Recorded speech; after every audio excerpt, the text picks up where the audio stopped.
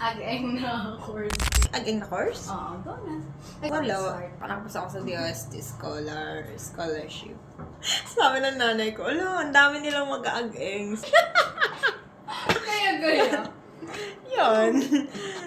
Pumayag na ako na mag-aageng ako kasi madami daw na mag-aageng. Masaya ka naman. Saan? Sa ageng? Oo, Ang sa buhay ko. Sa ageng? Hindi ko na siya bet.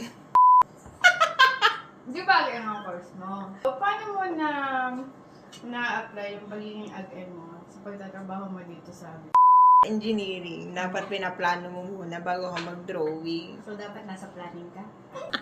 Hindi! Okay. Dapat, ipaplano mo muna kung paano mo sila utuin. Bakit may nautukan na dito?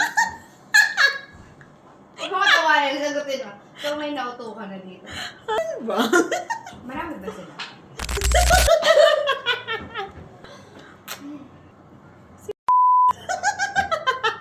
Meron ka bang mga past issue here? Oo, madami. What? Yung Gusto mo bang issue. pag-usapan? Ayaw ko. Ano mo tatanong mo pa So, din? paano mo hinahandle yung mga issue bashers dito? Sikat na ako, B. May bashers ako? Sino? Talaga ba? Hindi mo alam. Issues? Ano ko hinahandle? Hinahawakan ko lang, parang ganito. Meron pang maging maganda. Bakit mo tinatanong? Hindi naman ako maganda. Talaga ba? Ganda ka nga daw eh. Dito ba, may nakapagsabi na ba na maganda ka? What? Madami. Mabibilang ba sa kamay? Yung iba putol. No! Manyak yung iba. Ito na lang yung tanong. Paano mo hinahandle yung mga manyak dito? Minamanyak ko din. Oh! Joke lang, hindi. Nakikisama kahit manyak. Paano mo naman hinahandle yung mga hindi nag-good morning dito? Tinatarayan ko din.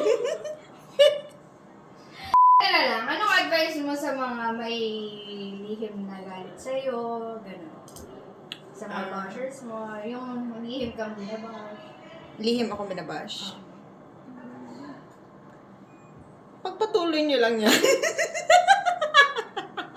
Kasi, ikakayaman niyo yan.